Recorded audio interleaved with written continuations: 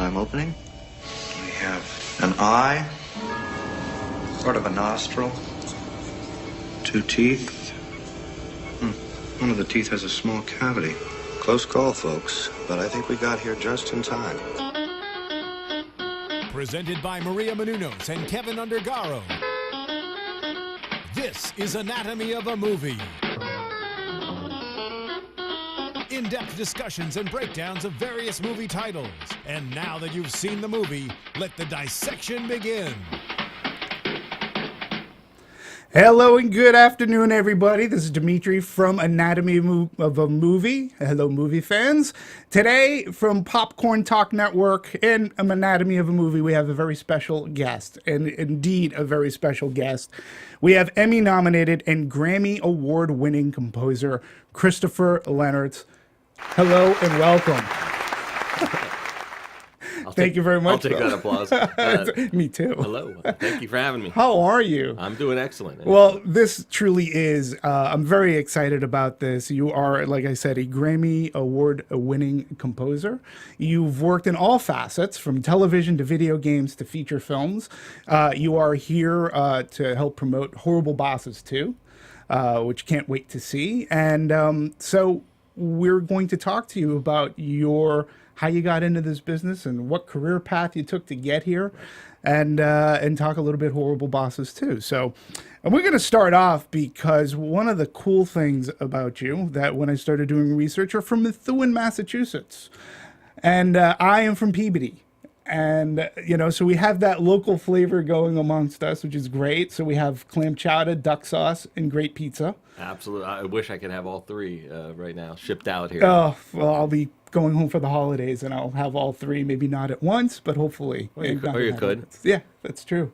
And and one of the things, though, that was really cool as a movie fan growing up in Boston, especially in the late 70s and the very early 80s, to give the audience a little flavor, the Boston Pops in Boston were huge. Classical music, I would compare them to like the LA Philharmonic or any other city who has their own little classical music kind of thing. But in Boston, they were held in high esteem. Like, people went to them because of this gentleman by the name of Arthur Fiedler we were talking about. And this guy, I mean, he was held in such high regard, like a sports figure. He was up there with Carl Yastrzemski and Bobby Orr. And there was Arthur Fiedler, who brought classical music not just to adults and stuffy people, but he brought it to the masses and to kids. And then the unheard of happens. He passes away in 1979, and Boston is left at the big hole. And how do you replace a guy as charismatic as Arthur Fiedler? Well, they do something that just blew my head. And they got John Williams, who at the time already had Jaws, Star Wars, Raiders of the Lost Ark, Close Encounters under his belt, and he becomes conductor of the Boston Pops. That was amazing for me as a soundtrack and movie guy. I have to think that, knowing the career path that you took, that in one way, shape, or form had some influence on you and being where you are today. Undoubtedly. Some of my earliest memories are sitting, on a picnic blanket, probably 80, 81, 82. We used to spend every summer out there. We used to have a place in Salisbury Beach. Okay, yeah. Which, of course, I'm sure you went to. And we would go for the July 4th concert, for, at least 5, 6, 7, 8 times a summer.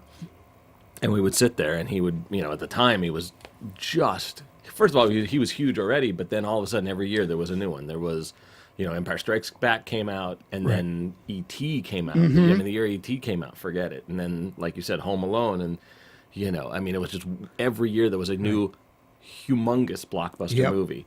And so, of course, I was, at the time, I had probably had my Han Solo figure and my Darth Vader thing and my Millennium Falcon with me in the picnic basket, and here's this legend doing, this. And I think I started playing trumpet when I was like 9, but this was a whole nother ballgame to see the whole orchestra, especially, with the whole backdrop of the Charles River and everything else. Is like, it's really something, and it's special. And when you're at our age and you're already used to that music, and you can hum every single note anyway, then you start going, geez, wait a second, this is a whole nother world, and I can't believe this guy gets to do this for a living. Is that what it was? Yeah. So that was certainly a huge part of it.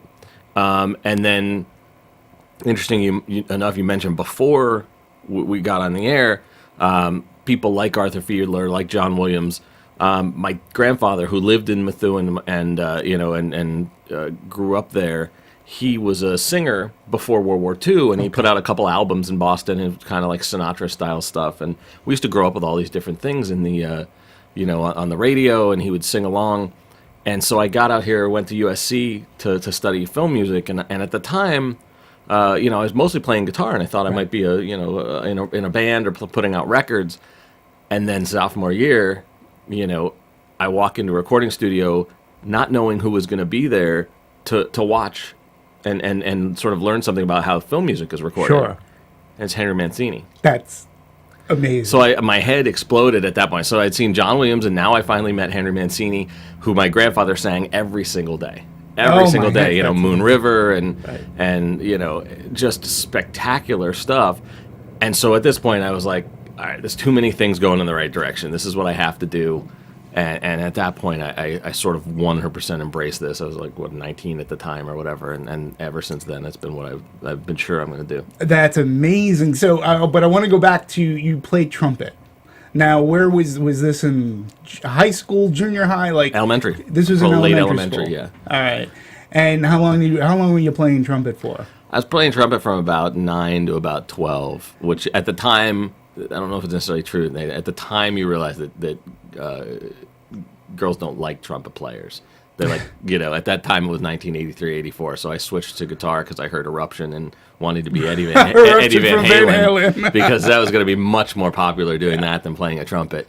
That said, now I love the trumpet. But I did switch to guitar, and I played guitar all through high school and college, and was in rock bands and then later jazz ensembles and things like that. So all right, but in all honesty, and you were fair and you were open, so you basically switched to guitar for the girls. Mm-hmm. That's amazing. That's great. It worked too. Though. I wish I could say, hey, but you know what? So silly me. It would have been great to just.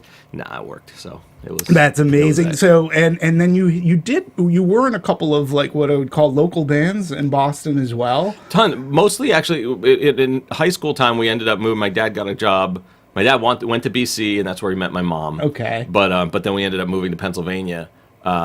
For most of my high school career, and so that most of the bands I was in was in north of Pennsylvania, in Allentown, north of Philly, near the Billy Joel song, famous Billy Joel song. Nice. So I was in a lot of bands in sort of Pennsylvania, Jersey. Oh, area. Cool. So, but did you ever think of because in the '80s too, there was a Boston rock revolution going on. Oh. And I worked for WBCN in Boston, which was a dream of mine since I was in junior high.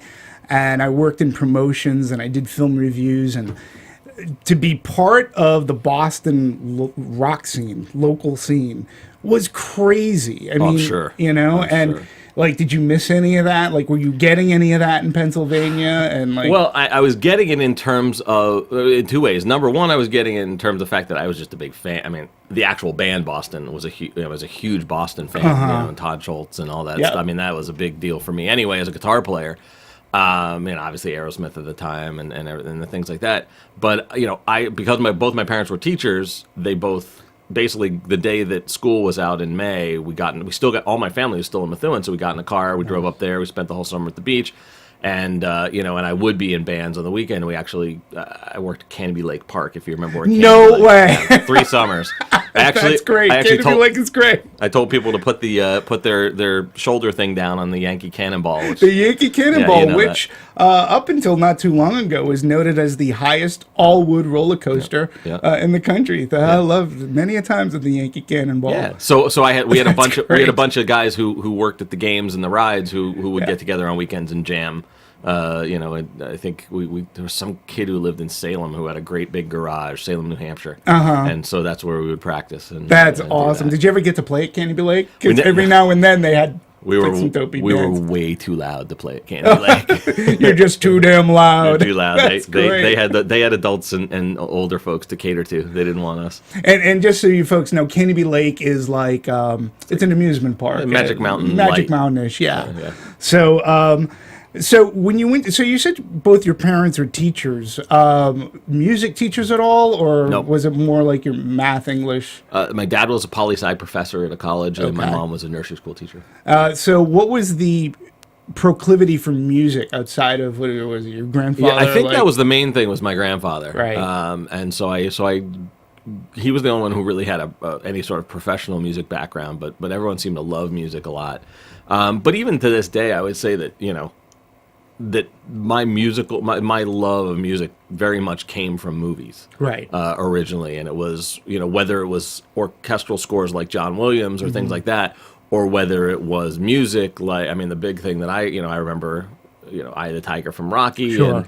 and Power of Love from Back to the Future. Right. So there was even the stuff that I was learning to play on guitar. Oftentimes was the big main title song from a movie. Right. So I was such a big movie fan, and and same thing, TV show fan.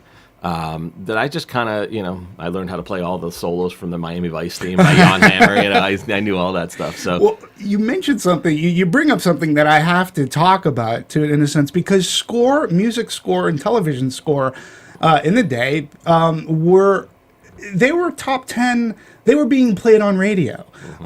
Star Wars would be played on pop radio. WRKL was playing this theme from Star Wars because it was so popular.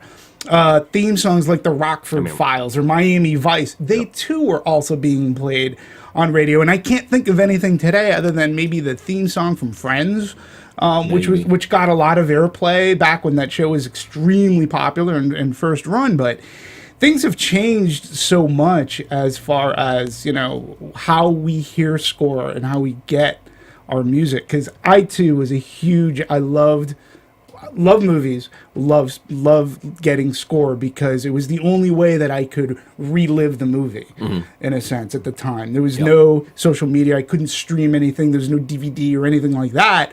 So for me, that's what it was just putting headphones on, listening to an album, and just reliving that movie time and time again. What was your first album that you remember, your first movie score album that you picked up as a kid? It had to be a John Williams. I guarantee it was. Most likely, I was probably too young to actually go see Close Encounters at first run because it was scared the daylights out of me. Right. But I'm pretty much guessing it had to be Star Wars. Yeah. But that said, like even movies I hadn't seen that much. You mentioned the whole reliving the movie thing. Like I remember. The only way I ever relived movies was by doing what you just said, and it was all on vinyl. But I remember having Rocky, and after seeing the movie, the next weekend, I remember putting on my dad's bathrobe, and putting a bunch of winter gloves on my hands, and boxing on an old paper bag or something. I remember doing the same thing with James Bond. I would put on like this oversized tuxedo from my dad's closet. And walk in front of a mirror with a fake gun and point, and there was John Barry like playing the James Bond theme, and so I didn't put it together at the time, but to me they were inseparable. You couldn't do one without the other, and I think a lot of that really started with Henry Mancini and the Pink Panther and Breakfast at Tiffany's with the huge song and that kind of thing. So I love when it crosses over and people stop talking about whether something was just score or just a song or from a movie or just on the radio. It's all kind of the same thing. Yeah, I agree. And for me with Rocky, of course, you had the John Conte score. While you were dressing up to box, I was just chugging down raw eggs. It was like, yep, I was like, oh, if Rocky Balboa does it to this music, I'll do it too. This can't be bad for me. I'm sure they're pasteurized. Yeah, of course. Whatever. What's pasteurization to an 8-year-old? So now, when you went to school, you were part of a school band or like how did that? What age you mean? Like in high school, in high school or and stuff? anything like that? I was because I played guitar, I didn't end up doing the marching band thing ever, Okay. which probably was for the best for me, although I'm a huge marching band fan. But I don't know if I would have been able to learn all the moves. Right. But for me, it was all about, I was in Battle of the Bands. We went, nice. we played clubs on weekends sometimes where we couldn't even get in the club. We had to come through the back entrance because Right. we were too young to young. actually get in. So all we could do was go on the stage and leave. We used to do tons of parties and just, set up in people's backyards and play, play covers of, at the time it would have been like, Metallica or Motley Crue Nice. and Van Halen and all that kind of stuff. And so that's kind of what we did. I was in some of the jazz bands at school, and then definitely once I got to USC, I was in more of the jazz combos and that kind of stuff where it got a little bit more serious. But mostly it was just like on the side. So what was your decision process when you were graduating high school? You knew that you wanted to stay in music in one way, shape, or form. Yeah. And so this is before Henry Mancini comes along. What were you thinking? Like, what did you think your career might go after high school, and how did you come to choose your school? Well, I came to choose the school because I knew I wanted to go. I knew I wanted to go to a big city, and I knew I knew enough to know that it would be not only fun and exciting, but it would be a good idea to be in a city where there was a music business. There was a decent amount of music business where I could do stuff like intern for companies and meet, people, maybe pick up trash at a recording studio or something like that. So I had figured that out. So I'm like, all right, well, then you kind of got to be in one of the big cities. So you got to be in New York, you got to be in LA. I didn't really think about Nashville at the time. Miami, maybe Chicago. Right. But at that point, I also I was enough of a small town kid, and I came from, like I said, my dad went to BC, and I came from enough of like sort of a regular middle America upbringing that I kind of had this desire to go somewhere which still had a nice college experience and a football team and all that kind of stuff. So I didn't miss that part either. So at that point, once you start whittling down those numbers, you kind of get to a couple places. It came down to weather for you, didn't it? Yeah, and then it came down to like, well, let's see, I can go to SC and it'll be warm, and there's a music business, and there's a good football team. Okay. All right, so as you see, and then you said you were studying. Your focus was more jazz. Yeah, it was more jazz and popular music. Like Okay. I was really thinking that I would be, a guitar player who may not have been in a band, but was playing on records the way somebody like a Steve Lukather who was in Toto would do, where he was he was in that band, but he was also playing on everybody else's records, doing solos on Michael Jackson records and things like that, Right. and just sort of going from one studio to the next, playing guitar. So that was sort of where I figured. Well, it's like a session guitarist. Yeah, session guitar player sure. guy, as well as maybe producer, songwriter. But I still think I had a dream at that point of maybe being on stage a bit, doing some more touring. And I thought it would be less. I wasn't thinking big orchestral at that time, even though as a fan, I didn't think that was where, especially as a guitar player, I think I always assumed that was going to be for people who studied, violin or cello or something. Well, I have to ask then, if you were, so you're taking your classes at USC. Have you seen the movie Whiplash yet? I haven't. Okay. I was going to ask if any of that movie resonated with you while taking class, because basically Whiplash, J.K. Simmons plays a, say, unorthodox teacher who is pretty evil, and he's got this kid who's seems like he could be a very accomplished drummer, and to say he takes him under his wing is, I guess, the best way to put it, but he tortures the kid, right? Putting him through the ropes, and it's a very interesting movie. And I was just wondering, like, did you have any experience where a teacher in college would push you to the limits? To, through that teacher's eyes, it was to get you to realize your potential and to be better. And was there anything like that? Like, did you get a chair thrown at you? No, luckily not. That was more after college when I was being people's assistant or intern. No, the ones in college were actually very, very supportive. Yeah. I think the big thing that was tough for me, not tough for me in college, but the thing that sort of cemented everything was and I think this happens a lot in music, and I heard a lot from every sort of facet of what I was studying, Right. that you kind of have to choose. Look, you're either going to play rock guitar or you're going to mess around with this orchestra stuff, but you can't really do both. Interesting. Or, you can study real classical music and write for the symphony, or you can be a sellout and write music for movies where you just got to write what somebody else tells you to write. Right. Or even worse, for me, come on, you can't play Miles Davis, all week, and then on the weekend you want to go play Metallica covers at a party. That's not real music. And I was not that guy. I was like, well, no, that's actually not true. I mean, I think, I actually do think that, that John Williams, Stravinsky, Miles Davis, and Eric Clapton are all equally as important to music. And Absolutely. I think that they can affect people in the same exact way.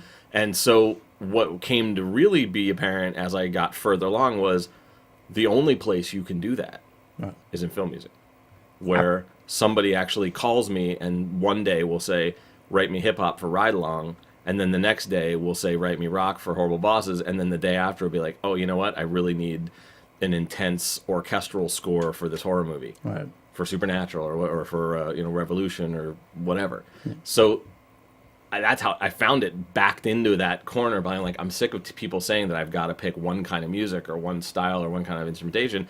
And then I finally, when I saw Henry Mancini, and then I finally ended up studying with Elmer Bernstein, who obviously did jazz scores and did, big orchestral scores and rock scores. And I went, oh my God, wait a second. They're going to pay me to do a different style of music every week. And I'm ADD. So that Awesome. That was like a gift. I want to talk about Elmer Bernstein too, because this came along after meeting Henry Mancini. Yeah, this would have been 2 years later when I was a senior at school. And Henry Mancini it was basically your epiphany. Like, this is what I want to do. And I remember when I was asked, like, hey, we have Christopher Lennertz coming in for Horrible Bosses 2, and he's doing, we want to interview him. I'm like, of course, why wouldn't I? And it came, I was driving, so I couldn't immediately, like, look you up and get a history of you. So, but I just started thinking in the soundtrack of my life of comedic scores, right. Because I believe that a score can make and or break a movie, and that especially in a comedic score, if it's done too over the top and it's too forced, it doesn't work. It doesn't. And the scores that I was thinking of, like, you get the wonderful score from It's a Mad, Mad, Mad, Mad World, which is, that's an epic movie. And then, of course, Henry Mancini, the Pink Panther movies. I mean, that iconic score for the Pink Panther. And then later on, Inspector Clouseau had his own theme. But then I started thinking of, like, when I was growing up and I was watching movies like Meatballs and Animal House and Ghostbusters. And I was like, wait, the thread, Elmer Bernstein. I have to ask if he paid attention to Elmer Bernstein. Why don't you tell us about that story? Because of my research, it's pretty awesome, I think. Elmer, like, I really hope that's kind of the career I have, because Elmer was this ridiculously talented guy who could write any kind of music he wanted. He started out, he did the Ten Commandments. Yeah. He did... these amazing, To Kill a Mockingbird, serious drama, or big, what they call sandal epics, and then all of a sudden in like whatever year it was, in like the mid to late 70s, would it have been either John Landis or Ivan Reitman first. I don't know who got him first. I recall it as Animal House, because I bought that soundtrack too, mind you. But it was almost like in one day, one of those two guys said, you know what? What would make this movie really funny? Instead of making funny music for a movie about a college fraternity that went crazy, what if we made really serious collegiate music, like an alma mater and all that? Who writes really serious music? Let's get this guy Elmer.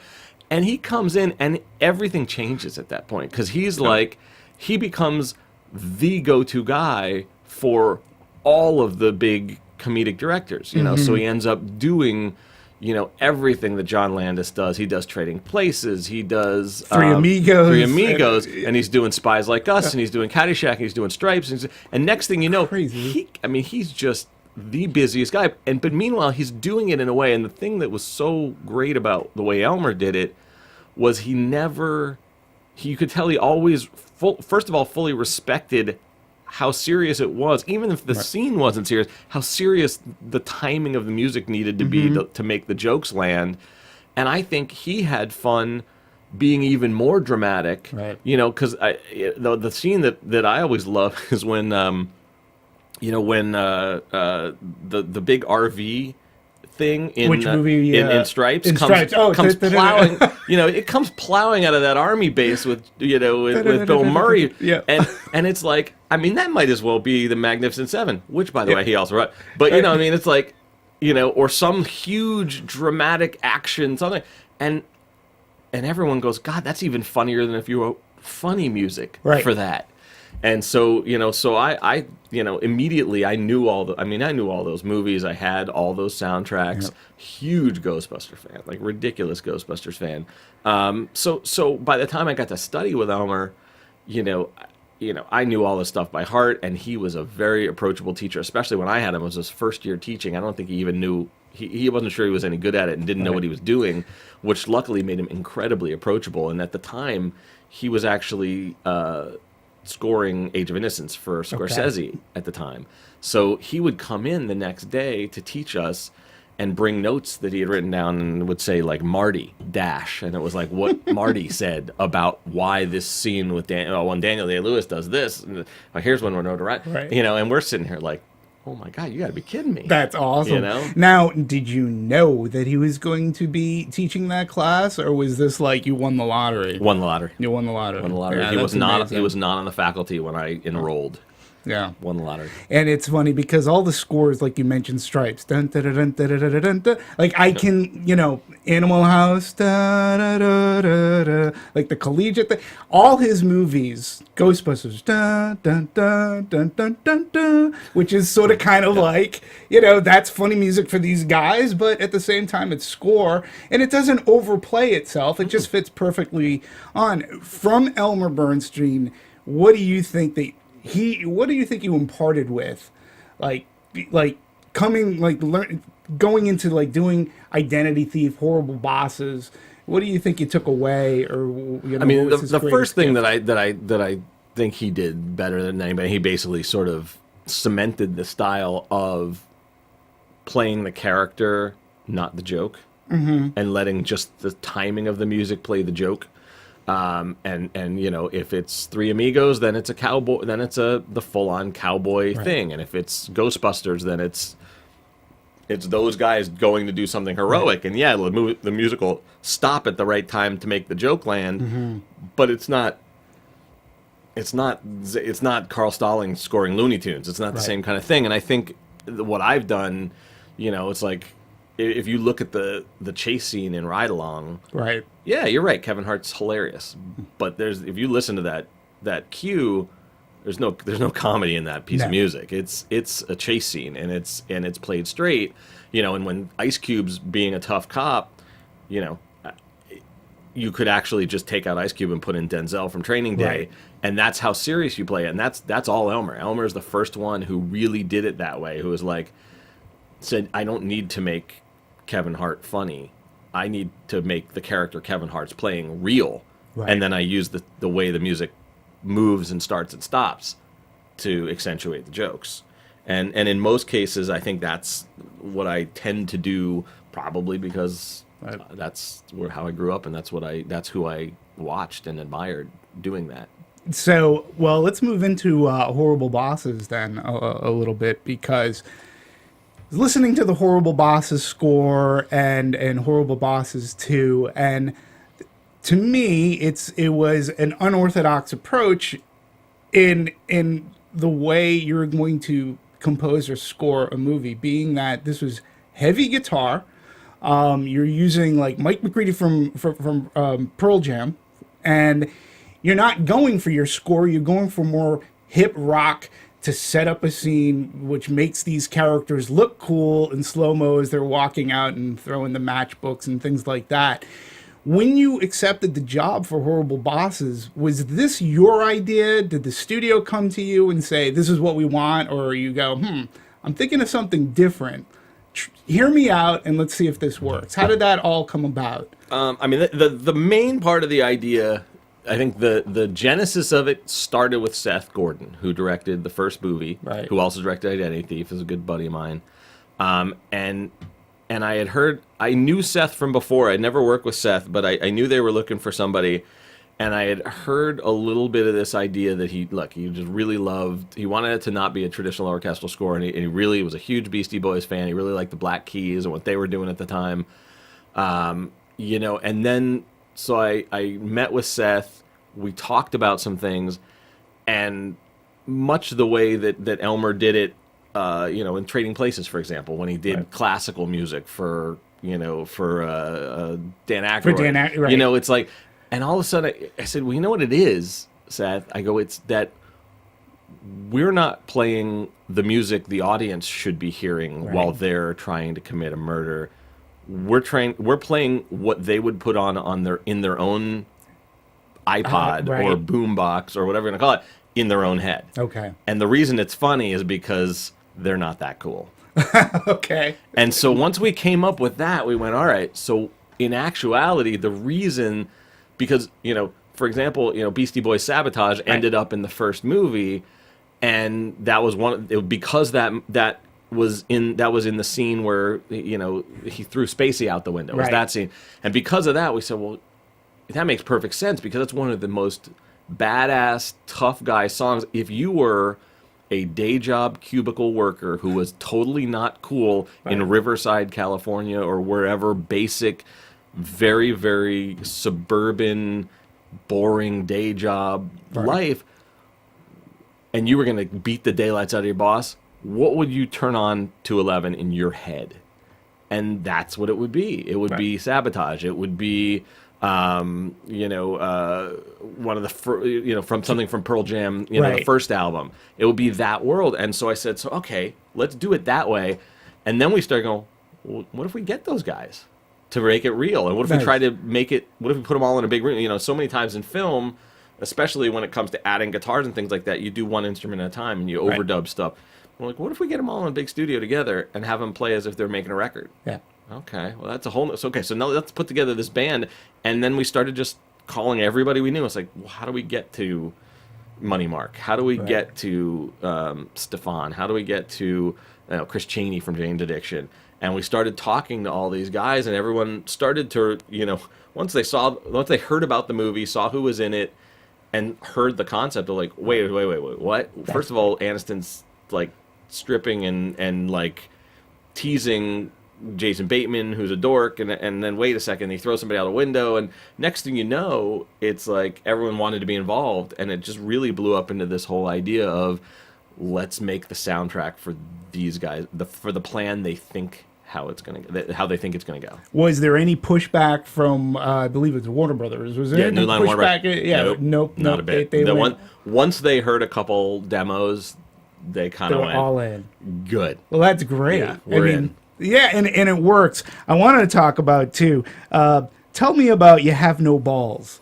And I say that, I'm interviewing here, and there's no other way where I can ask a serious question about, because I was listening to Horrible Bosses 2 soundtrack. Now, I'm assuming you're getting the titles from dialogue in the movie. Yeah. And when I listen to that one, I do hear Cake. I hear a little bit of Cake, obviously Beastie Boys, obviously a little bit of Pearl Jam guitar. But again, when I first heard that song, I was like going, yeah, this is Horrible Bosses 2. How did you approach? Was there any different way that you approached Horrible Bosses 2 than the first one? Or did you say, look, we've got something that works. We're just going to make a new soundtrack that's coming out of their heads for this one? Because the story's a little bit different. There's not really horrible bosses other than they have horrible people.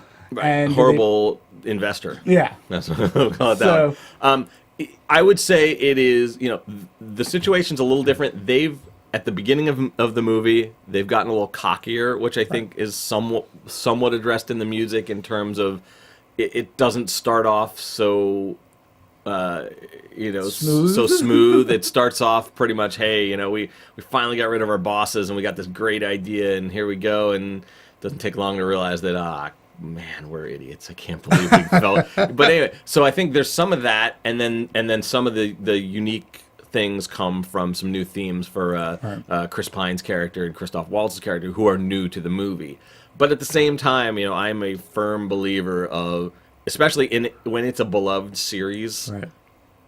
people have themes for a reason. People have sounds for a reason. When you walk into James Bond movie, you want to hear the guitar. When I watch Godfather 2, and I don't want to hear something new. I want to hear the trumpet theme from Godfather 1, or Rocky or whatever. And and you remember the couple of James Bonds where they like, let's not do the James Bond thing anymore. And then you're like, wait a second, what happened to the music? Right. So I don't think it makes any sense dramatically to lose what you had. Right. I think it's more about adding on to it and shaping it to be what this movie needs, and I think that's what we did. That's great. And you did mention something about like whether it's when you're setting up a theme. You've just recently worked on the 200th episode of one of my favorite television shows I've been watching since day one, Supernatural. You've been there since the beginning. And, to me, television score is very, very interesting depending on how they take it. I'm a huge Star Trek fan.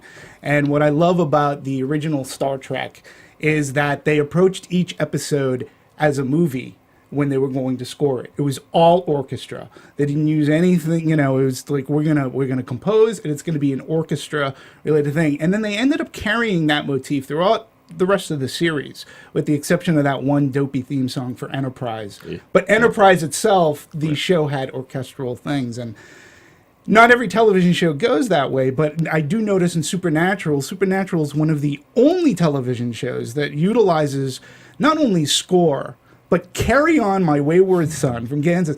I mean, it's one of the only one that uses classic rock to such a great device, but their scoring as well, whether it's Sam and Dean in the car, they're hunting demons down, a scene with their father. When you're doing a television show, how do you approach that as opposed to like approaching a movie? Like when they came to you, or however you got the gig for Supernatural, what were you thinking? Like, how did that? I mean, it's actually very. I'd like to say it's very different. It's really not. Sometimes the big difference in TV versus movies, in most cases, at least in the shows that I do, is just time and budget. It's a little less money and it's way less time, so you have to move really fast. That said, the guy who hired me for Supernatural, who also hired me for Revolution, Eric Kripke, he's a fraternity brother of mine from USC, who was at USC Film School. He's from Ohio. He wears a Toledo Mud Hens hat. He's a regular guy. He's basically the same age as me. When he walked down the aisle at his wedding, he played the Indiana Jones theme with a string quartet. When I walked down at the end of my wedding, we played the Star Wars throne room scene. So we're that kind of guy, and he is a classic rock guy. So immediately when he pitched me the idea, he's like, look, Dean is not going to put up with any of this other shit. He wants to hear Kansas. He wants to hear Eye of the Tiger, Sticks. He wants to hear, it is classic. He wants to hear AC/DC and old Aerosmith. And so basically, that made me realize who those characters were. Sam was a little more the college boy. He was a little more, perhaps, emotional. Right. And I'm like, no, Dean is not going to put up with that. And in the end, you realize that Dean actually is pretty emotional. And the 200th episode ended up being sort of this tongue-in-cheek musical with some real, funny plays on how their bromance and their brotherly love sort of, expanded over 200 episodes. But what I love about that is it's not that different than when Seth pitched me the guys from Bosses, or when Tim Story pitched me what's going on between Ice Cube and Kevin Hart. Right. Because for me, it's like that's where the music comes from. Right. I know there's guns, and I know there might be an explosion, and I know, okay, wait, this guy actually hunts demons with like he puts salt in the shotgun instead of. That's fine and all, but who is he? Who is that guy? Okay. Who is Dean? Okay, you know what? I actually am more interested in the fact that he drives an old Impala that's really loud and muscular. To me, that helps the music a lot. That helps me think of music way more than, oh, well, there's this spell he can do in Latin that can make somebody go back to hell. Yeah, that's great, Right. but I like the fact that he's in the Impala. In the Impala, and right. to me, that's very similar to what, like what Elmer would do with, well, who is Egon and who is Venkman? Like, that's part of that. So when you're doing like TV and a movie like A Horrible Bosses, you also do video games. You've done like Mass Effect, Medal of Honor. The process, are they giving you a script beforehand, or is it a close to completed episode, game, and or film that you're getting, and then is that how that works? Like, I'm assuming, or do they give you a script and you start thinking of themes and things in your head that way, and then you see the movie, or how does that work? Movies and TV, usually it's close to completed episode or film. If it's somebody that I work with a lot, like Seth or Tim Story, then they'll say, hey, you know what, we want you to do this thing, so I'm going to start feeding you scripts right away, see what you come up with. Which I like that. I love being involved that way, but a lot of times I don't have the option. Video games, on the other hand, because the graphics take so long and then the programming takes so long, I usually am involved much earlier, in which case a lot of it comes from descriptions and concept art and things that are not nice, that are sort of come around later. But the general approach is sort of the same. So what's the time difference like? So for a television show like a Supernatural, so they give you an episode as opposed to a movie. How much time do you get for TV as opposed to a movie? For TV, I mean, I've done episodes of TV, hour-long shows in as short as 4 or 5 days. Oh, wow, okay. Which is very different from a movie, which can be 90 minutes to 2 hours, which sometimes we have 4 or 5, 6 weeks, sometimes 8 weeks. Whereas video games, something like Medal of Honor, I think the last Medal of Honor I did was about 90 minutes of music, and I probably had 9-10 months. Wow. So it's a lot more stretched out. That said, obviously, I like as much time as I can get, but I also would prefer to not have to come back and restart the engine. I don't want to be panicked to get done, but I also like the fact that I can sort of start it and really like plow and stay steady. And to me, that keeps you, it's like driving in, first gear is like eventually you just, okay, let me get up to third or fourth at least. I don't need to be like going 150, but let me get to the point where at least I'm moving at a good clip. And that's kind of where I sort of feel like I'm probably most productive. Do you think that all right, let me ask you this, as being what your profession is, you're successful and everything, does it ruin the movie going experience for you at all? In the sense that you'll go see a movie that you didn't compose.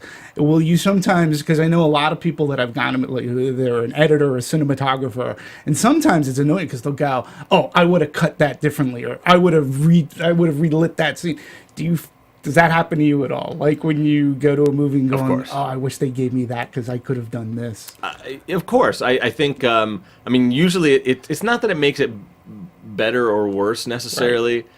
It definitely, it makes it a non-relaxing experience. If you go, my wife will tell you that it's like, it's kind of no fun going to the movie because I'm sort of at the edge of my seat, and she can tell if I start tapping my finger, I'm like, something's bugging me or something. I didn't Obviously, and then there's two ways to think about it, which is number one, I it's interesting for me to walk out of a movie and going, wow, I would not have done it that way. I really don't, I think I would have, I think there's a better way to have done this, which is kind of cool.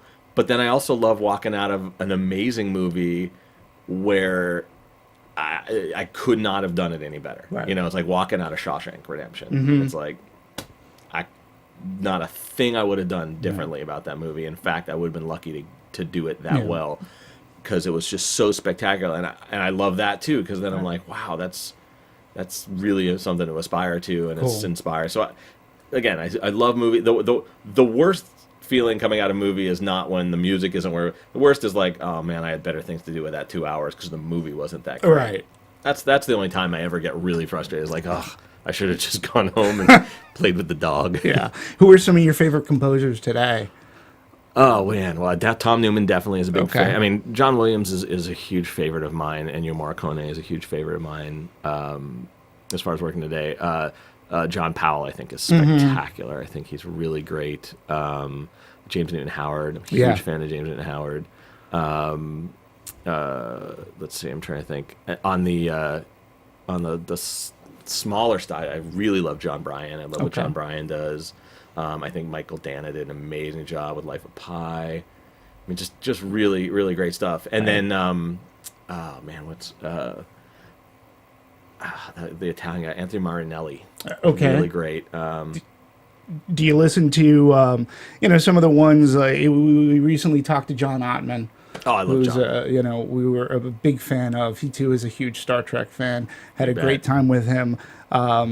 Kiss Kiss Bang Bang. I just loved that score. I think it was the first score of his I ever picked up. And I do listen to a lot of Hans Zimmer a lot. I just recently been listening to Interstellar, and that score is so haunting and hypnotic. He's great. And Steve Price, James Horner. I love huge James Horner fan. Goldsmith. Wow. Goldsmith is right up there with Williams in my estimation, and Jerry and Williams and Elmer and all those guys. Yeah. And I'm a huge Danny Elfman fan. I love what Danny does. Alexander Desplat is awesome. is going around. Are there any gigs that you see these guys getting that you go, damn it, I wish I had that? Like, I would have loved to have done that. Like, any. All of them.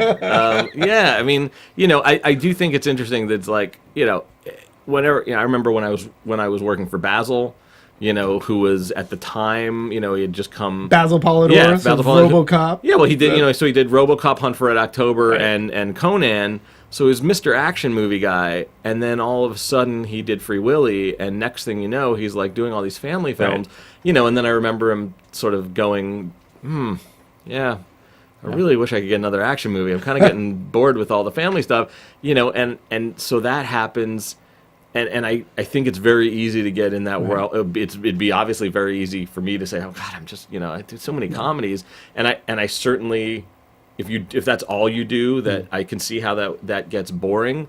But I do look at the other guy I didn't remember. I mean, look at guys like Alan Silvestri and guys like James Newton Howard or John Powell, where you're gonna see you go from Born Identity to Ice Age, or you go from the Avengers to God, how many the Croods, or you go to those are the guys because I think it's probably because I'm ADD, but those are the guys who I really admire, and that's the kind of career I want, because I don't want to not do any one kind. I'd love it if it was like, do a horror movie, then do an action movie, then do a comedy, then do a drama, then do another horror movie, then do an animated film. Like that to me is sort of my dream career, would be going from one thing to the next. And that's, it doesn't necessarily happen in movies only, but like it's kind of between movies and TV. It's what's happening where I get to do, I'm doing a Marvel thing on TV, and I'm doing a